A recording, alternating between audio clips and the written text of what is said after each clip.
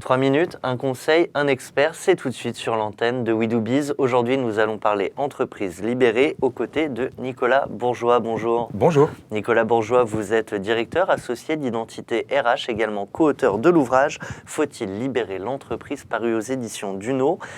Au travers de votre métier, au travers de cet ouvrage, vous avez détecté un certain nombre d'enjeux pour nos entreprises. Est-ce qu'on peut en dire un mot ?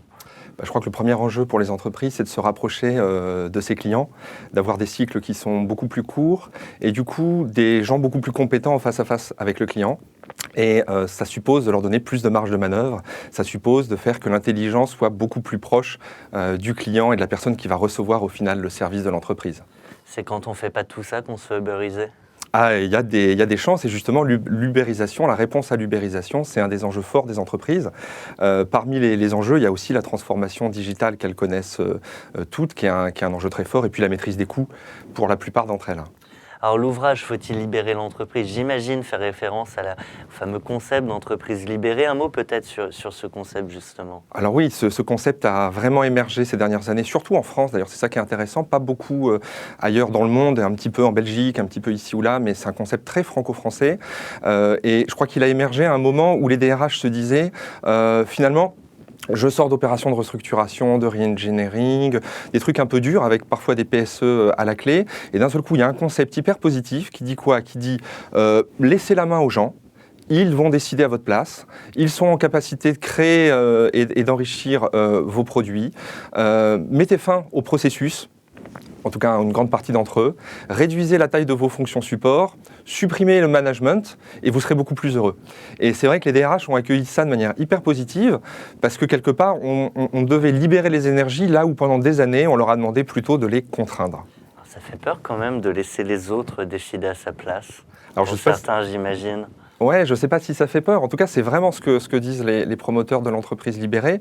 Nous, ce qu'on évoque dans l'ouvrage, c'est en grande partie le fait que si le point, ou plutôt la question est bien posée, c'est vraiment la question de la libération des énergies, la libération de l'intelligence au service du client et donc de la performance de l'entreprise. Donc la question est bien posée, mais alors les réponses apportées, je vous laisse découvrir notre ouvrage, mais les réponses apportées sont semble-t-il, pas les bonnes. Et fort de notre expérience de conseil, on essaye de réorienter un petit peu tout ça. Alors on a commencé avec les enjeux pour nos entreprises. Ouais. Est-ce que l'entreprise libérée y répond ou pas finalement ? Non, je ne pense pas que l'entreprise libérée y réponde. À un moment, dans l'entreprise libérée, il s'agit de supprimer par exemple la fonction de manager en considérant que les managers sont des petits chefs. Et alors d'abord, c'est une vision un peu passéiste ou très académique, très universitaire de ce qu'est l'entreprise. Nous, ce qu'on constate au quotidien chez des clients, je ne sais pas, je pense à Kiabi, à la Maïf, à la Française des Jeux, pour citer 3 noms, c'est qu'ils ont plutôt réinventé le rôle du manager en faisant en sorte que le manager n'était plus un petit chef, mais plutôt quelqu'un qui était à la disposition de son équipe, quasiment une ressource pour son équipe, alors que précédemment on considérait que le manager puisait dans les ressources de son équipe, ce qui est une philosophie très très différente. Donc, l'entreprise libérée dit supprimer le management, nous on dit le réinventer. L'entreprise libérée dit supprimer les fonctions support, nous on dit oh là, il faudrait regarder un peu parce que les DRH, il y en a qui créent de la valeur. Il faudrait rentrer un peu dans les contenus. Je renvoie encore à notre ouvrage, mais il y en a qui créent de la valeur. Et je ne suis pas sûr que l'entreprise libérée réponde bien aux enjeux des entreprises. Nicolas Bourgeois, si vous aviez un conseil pour nos auditeurs, nos téléspectateurs, que doit-on retenir ? Alors, ce qu'ils doivent retenir, à mon avis, c'est que la question qui est posée par l'entreprise libérée, c'est celle des marges de manœuvre qu'ont les collaborateurs. Et ça, c'est vraiment une question sur laquelle l'entreprise doit travailler. Il y a vraiment beaucoup de réflexions à avoir. En revanche, la clé pour y entrer, est-ce qu'il faut travailler sur les process ? Est-ce qu'il faut travailler sur l'organisation ? Est-ce qu'il faudra travailler sur le management, etc.